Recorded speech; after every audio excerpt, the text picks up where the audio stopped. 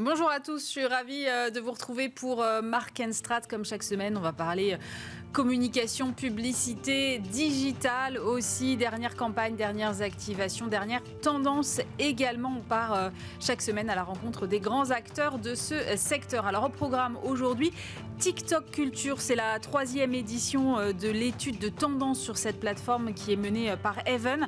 Nouvelles fonctionnalités, nouveaux sujets. Comment est-ce que TikTok évolue aujourd'hui? Comment est-ce qu'il va évoluer demain? On en parle dans un instant.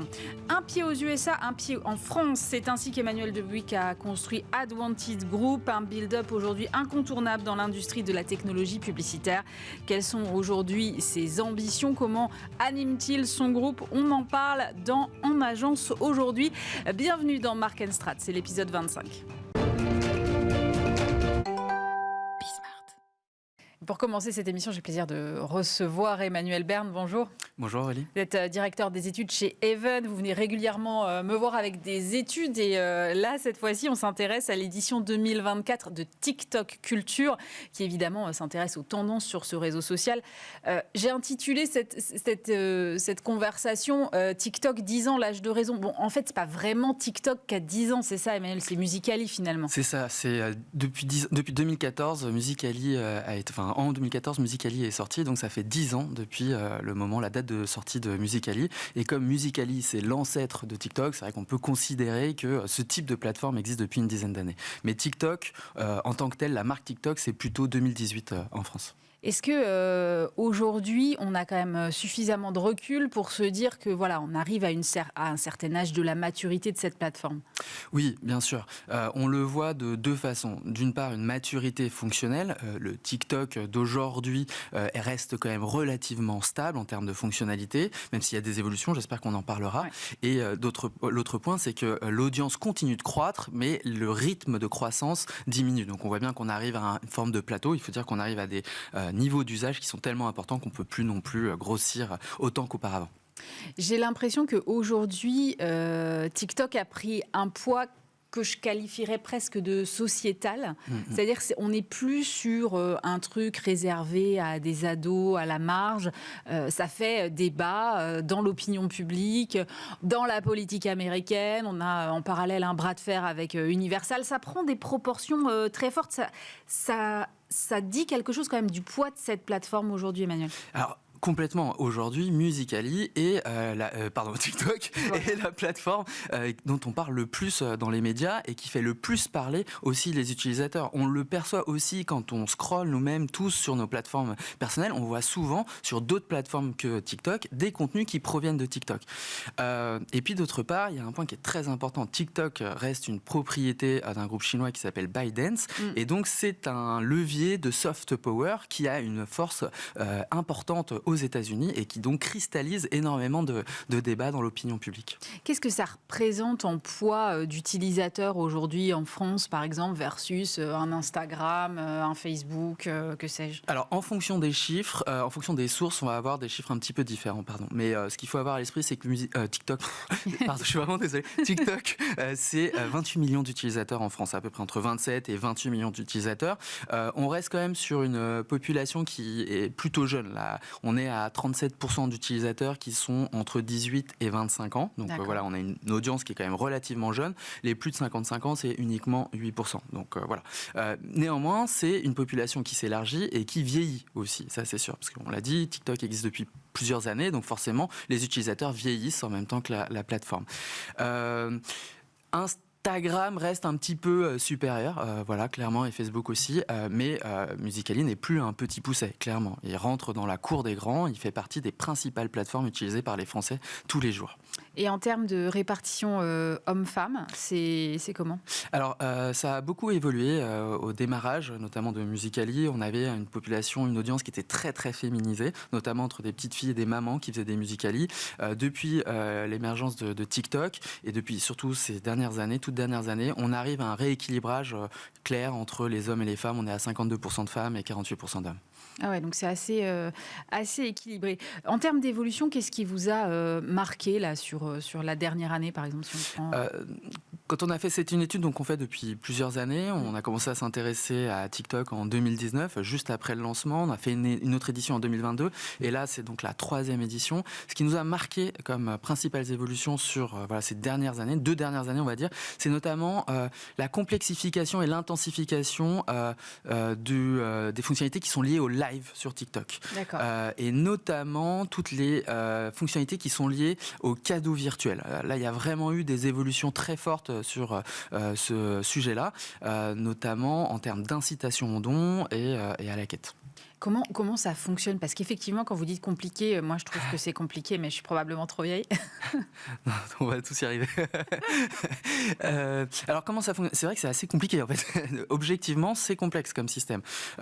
Les utilisateurs peuvent utiliser leurs euros pour acheter des pièces. Les pièces vont être converties en cadeaux virtuels. Les cadeaux virtuels donc, vont être donnés à des content creators, des créateurs de contenu qui font des lives sur TikTok. Et les content creators qui vont recevoir ces cadeaux vont pouvoir les transformer en diamants et après les reconvertir en euros. Donc on voit bien qu'il y a toute une chaîne de conversion qui est assez complexe et qui constitue un système sur lequel TikTok a la main. Et voilà, c'est assez complexe. Et c'est avec ça aussi que TikTok se rémunère? Tout à fait, tout à fait. C'est ça qui différencie, de mon point de vue, énormément TikTok des autres plateformes. C'est que TikTok a une palette de fonctionnalités et d'usages qui est plus large que d'autres plateformes, avec notamment ce système de dons en live, notamment principalement en live, la partie plutôt fonctionnelle classique, c'est-à-dire consommation de contenu qui est à l'origine de TikTok. Je consomme des contenus verticaux, divertissants. Et puis il y a un 3e pilier qui n'existe pas encore en France, mais qui est déjà présent aux États-Unis et qui prend de l'importance, c'est le shopping. On l'a pas encore en France, mais ça montre bien à quel point TikTok est une application, en tout cas qui est pensée pour avoir plusieurs vecteurs économiques. Voilà. Et c'est pas négligeable ces achats intégrés dont vous parliez, parce que je crois que TikTok est devenu l'an dernier la première app non gaming à passer la barre des 10 milliards de dollars de revenus d'achat intégrés. Ouais. C'est un poids considérable. 10 milliards, c'est pas négligeable. Non, c'est énorme. Alors bien sûr, c'est beaucoup moins que la publicité, mais c'est vraiment pas négligeable. Et surtout, ce chiffre-là montre à quel point le système mis en place par TikTok est efficace. Alors sur les usages dont vous parliez, moi il y a 2 choses qui m'intéressent. La première, c'est d'abord qu'on a des usages qui sont en train d'évoluer. Et pas forcément dans un sens qu'on attendait, c'est-à-dire que j'ai noté dans votre étude qu'il y a de plus en plus de gens qui s'informent aujourd'hui sur TikTok. Or, c'était pas le truc qui me vient, moi, à l'idée quand je pense à TikTok tout de suite. Oui, alors c'est lié à un phénomène qu'on observe depuis plusieurs années, c'est la diversification des thématiques qu'on va observer sur TikTok. On était au début surtout sur la danse et l'humour, et maintenant, il y a tous les types de contenus, des contenus gaming, des contenus informatifs notamment, et aussi en relation avec le fait que l'audience a pu vieillir, les centres d'intérêt évoluent et donc apportent du succès aux créateurs de contenu qui vont s'intéresser donc à l'information générale. Voilà. Et par ailleurs, il y a un autre phénomène à prendre en considération, c'est que sur les autres plateformes, et notamment Meta, il y a clairement un mouvement qui va vers la diminution de la part des informations présentes sur ces plateformes, alors que c'est tout l'inverse sur TikTok. Donc voilà, c'est intéressant de voir 2 tendances qui sont contradictoires finalement. Ah ouais, c'est des stratégies complètement opposées. En effet. Alors, il y a une deuxième tendance qui m'a interpellée aussi, c'est que TikTok est de plus en plus utilisé comme un genre de moteur de recherche. Qu'est-ce qu'on va chercher sur TikTok aujourd'hui, Emmanuel ? Alors, il faut faire attention à ça parce que c'est de plus en plus utilisé comme moteur de recherche, mais c'est aussi parce qu'il y a de plus en plus d'utilisateurs de TikTok. Et il y a une mise en avant sur la plateforme du moteur de recherche. Donc, mécaniquement, les gens utilisent plus le moteur de recherche.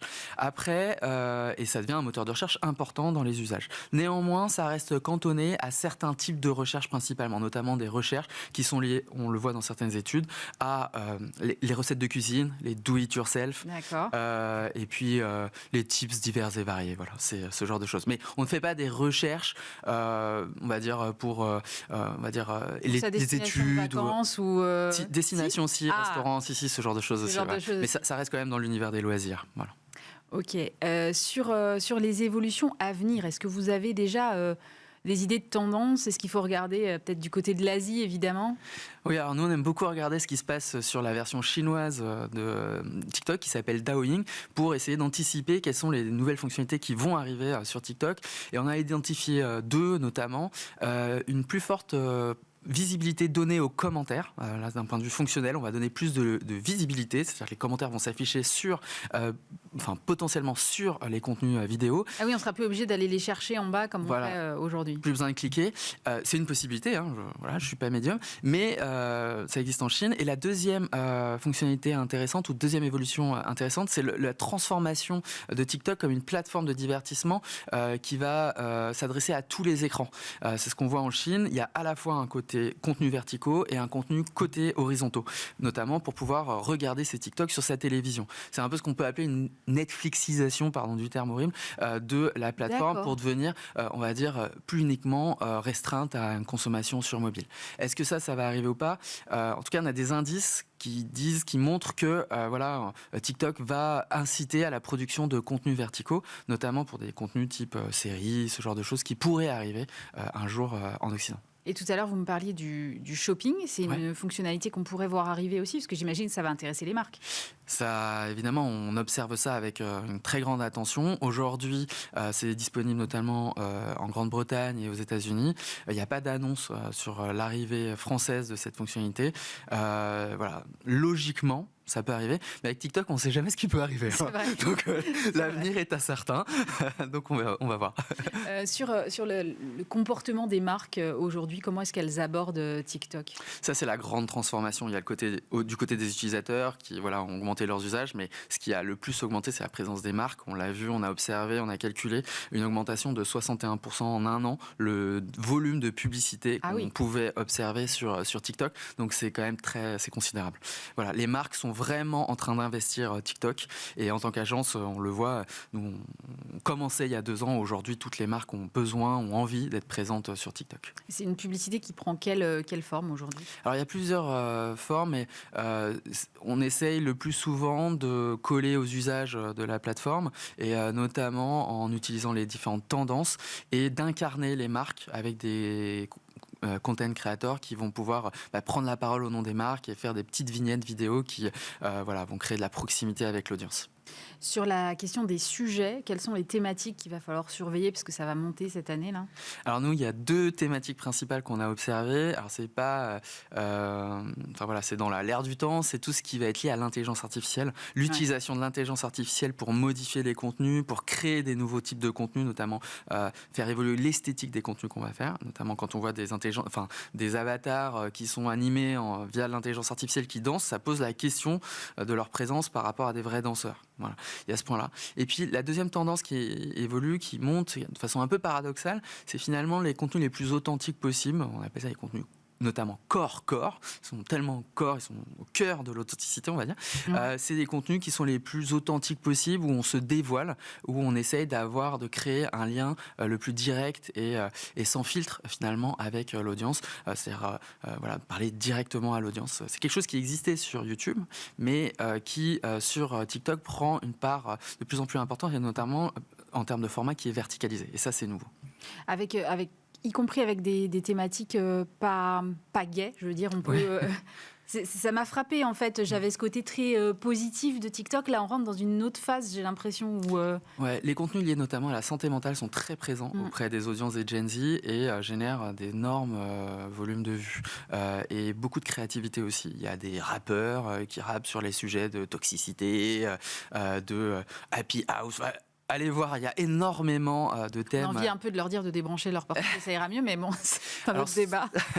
Après, ils font ces contenus aussi dans un sens de prévention.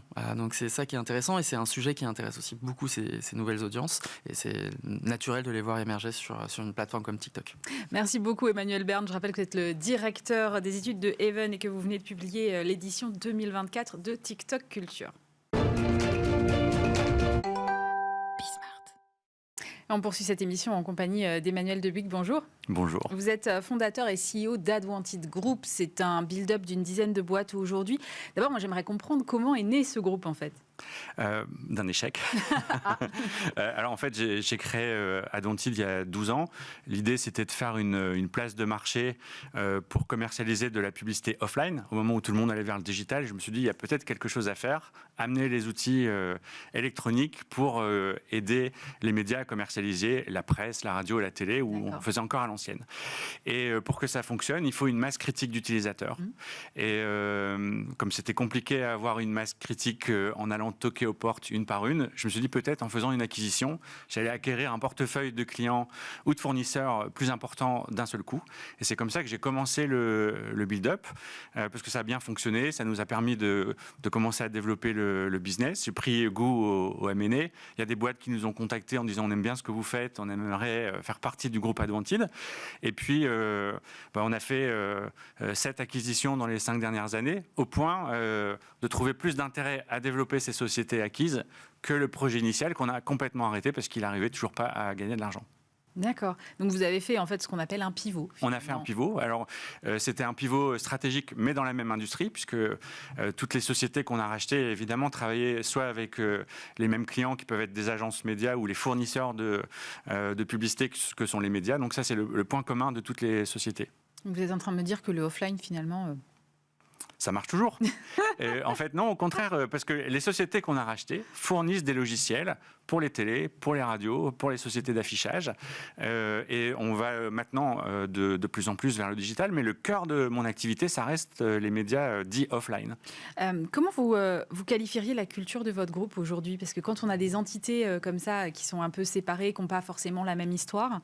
Oui, c'est un process en construction, la culture de la boîte, parce que d'abord, on a mélangé beaucoup de cultures au sens où la société est française, on a fait une acquisition aux US, on a fait une acquisition au UK, donc ça, déjà, on mélange des cultures très fortes, et en plus, les cultures des entreprises elles-mêmes sont très différentes, parce que la boîte de départ, Advantid, c'est une start-up, donc état d'esprit hyper jeune. On a racheté une première boîte qui avait 25 ans, puis une autre qui avait 40, et aux États-Unis, la boîte a 104 ans. Wow. Et donc, on vient ajouter des cultures d'entreprise qui existent depuis très très longtemps, et évidemment, les attitudes des collaborateurs sont différentes. Donc, c'est un mélange, c'est un melting pot, et au centre, c'est l'humain qui fait la culture, en fait. Vous êtes basé aux États-Unis ? Je suis basé aux États-Unis depuis presque 8 ans. Pourquoi ce choix ? Parce qu'il y a aux États-Unis que vous n'avez pas trouvé en France ? Ah, ça, c'est une bonne question. Avant la création d'Advantid, moi j'avais dirigé une agence de pub pendant presque 17 ans qui a fini par un dépôt de bilan. D'accord. Et quand je lance à Advantid, en fait, on me fait comprendre que, Monsieur Debuc, avec votre dépôt de bilan, ça va être compliqué de vous accompagner. On a un peu une image de loser. Et j'incube la société à Lille et j'ai l'occasion d'aller faire un voyage aux États-Unis où je raconte mon parcours. Et là, on m'arrête en me disant, mais vous avez un diplôme de plus que les autres.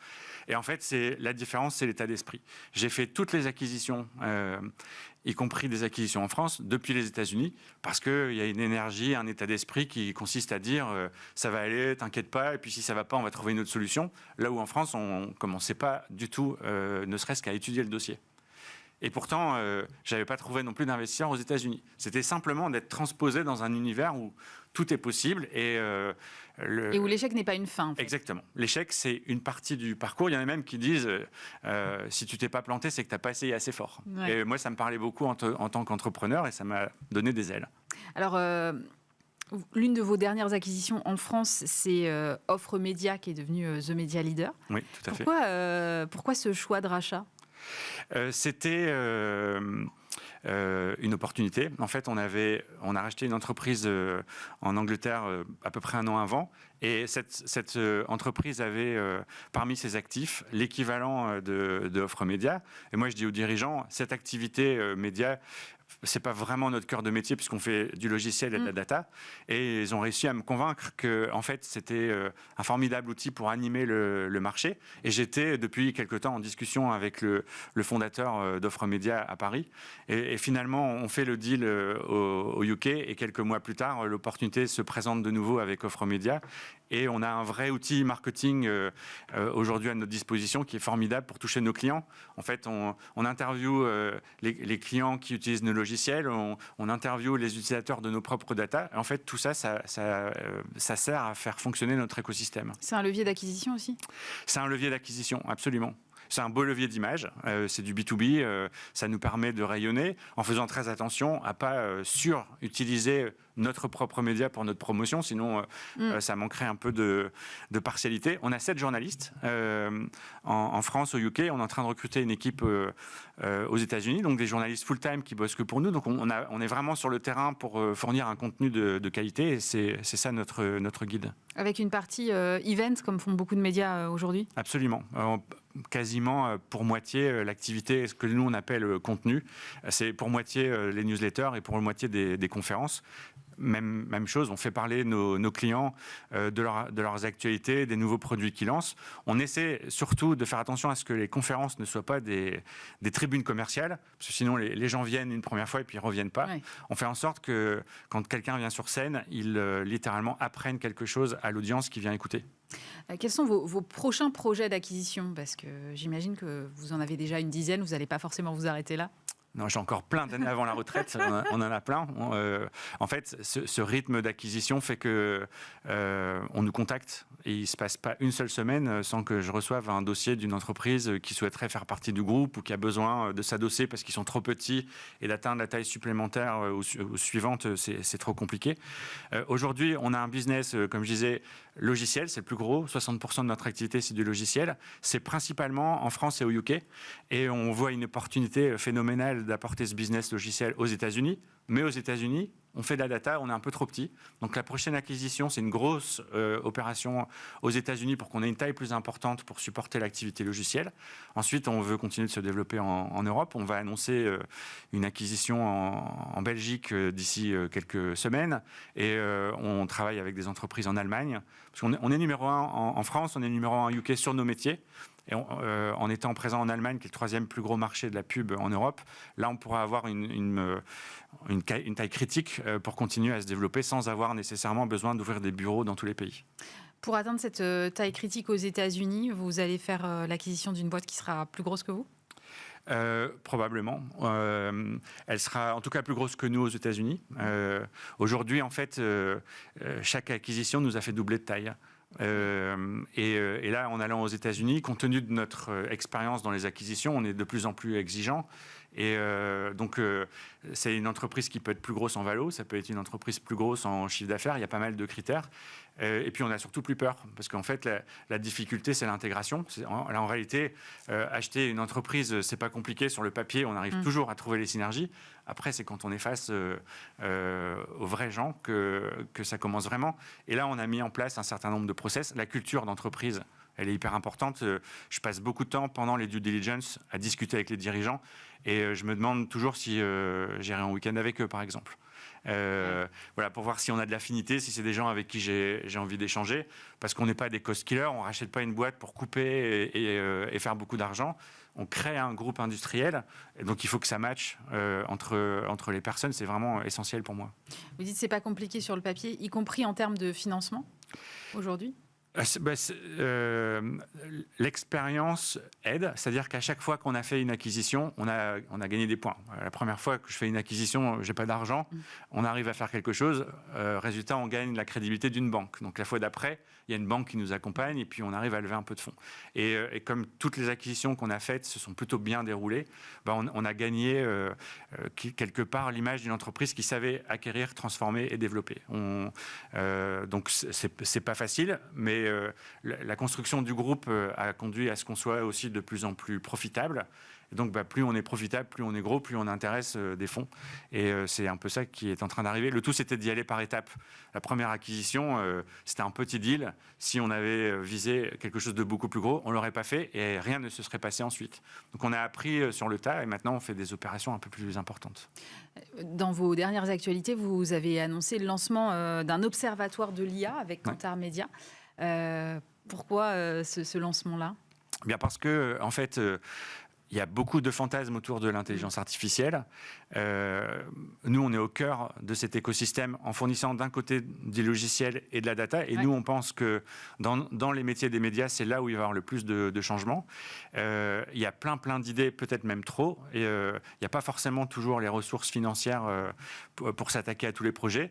On s'est dit, avec un des plus gros acteurs de la data, avoir un des plus gros acteurs du logiciel dans les médias, on devrait mettre ensemble des choses sur la table parce qu'ensemble, on peut contribuer à faire des tests. Et donc, pour nos sociétés, mais peut-être pour d'autres sociétés de l'écosystème qui ont une super idée à laquelle on n'aurait pas pensé, mais sur lequel il va falloir faire des tests. Et nous, on est capable, on a un département chez nous qui s'appelle Advantage Labs. On a des chercheurs, on a des scientifiques. Il y a la même chose chez Kantar. Et puis, on est adossé on est aidé par Gilles Santini. Donc, on a la capacité de réunir un comité scientifique et de dire, oui, c'est une très bonne idée. Mais économiquement, ça ne va pas marcher, donc on n'y va pas. Ou au contraire, dire, ah bah oui, là, non seulement il y a un intérêt scientifique et une possibilité de développement pour l'industrie. Donc allons-y, et c'est la connexion de ces compétences qui permet de le faire. Tout seul, on n'avait pas suffisamment de crédibilité, on n'avait pas de data. Kantar, c'était un peu pareil, ils ont beaucoup de data, ils n'ont pas forcément la puissance logicielle. Et puis on avait besoin d'un scientifique pour valider, parce qu'on peut tout inventer avec de l'intelligence artificielle, ça ne veut pas forcément toujours faire du sens. Vous êtes dans le secteur de la pub depuis maintenant pas mal de temps. À part l'IA, quelles sont les tendances que vous scrutez particulièrement là ? Le retail média, par exemple, c'est quelque chose qui change. En fait, littéralement, ce qui a changé, c'est qu'avant, on vendait des marques médias. Il y a 40 ans, on voulait faire une campagne sur une chaîne, sur un magazine. Maintenant, on veut toucher de l'audience. Et comme l'audience n'arrête pas de changer, il faut avoir des outils qui suivent cette audience. On est passé des grands médias à des médias digitaux. Maintenant, chacun essaie de tirer un peu sa couverture. Le retail média, c'est par exemple un gros sujet d'investissement où les marques veulent essayer de monétiser le mieux possible tout l'attirail d'assets qu'elles ont à disposition. Nous, on essaie de les accompagner. Et probablement, il y a plein de choses qui n'existent pas encore, qu'on va découvrir dans les années qui viennent. Pour terminer, Advantage Group, dans 5-10 ans, ce sera quoi ? C'est une bonne question. Dans 5 ans, on aura probablement une position de leader européen, mais peut-être mondial, parce que ce qu'on est en train de faire aux États-Unis, ça devrait permettre aussi d'avoir une taille beaucoup plus conséquente. Et notre objectif, j'ai pas tellement un objectif de taille. La mission de l'entreprise, c'est de servir le mieux possible ses clients. Aujourd'hui, la difficulté dans l'achat d'espace, c'est qu'on ne peut pas avoir une technologie qui couvre l'ensemble de la chaîne des médias. Nous, notre objectif rêvé, c'est d'être capable de créer un outil qui va permettre à un client de faire une campagne qui va couvrir la télé, la radio, l'affichage, en splittant de manière intelligente plutôt qu'au doigt mouillé. Tiens, on doit mettre 30% en télé, 20% en digital. C'est pas très scientifique. C'est sur ça qu'on est en train de travailler aujourd'hui pour rendre l'achat d'espace plus efficace pour les vendeurs et les acheteurs. Merci beaucoup Emmanuel Dubuc. Je rappelle que vous êtes le fondateur et CEO d'Advantage Group. C'est la fin de cette émission. Merci bien sûr de nous avoir suivis. On se retrouve la semaine prochaine. À très vite sur Bismart.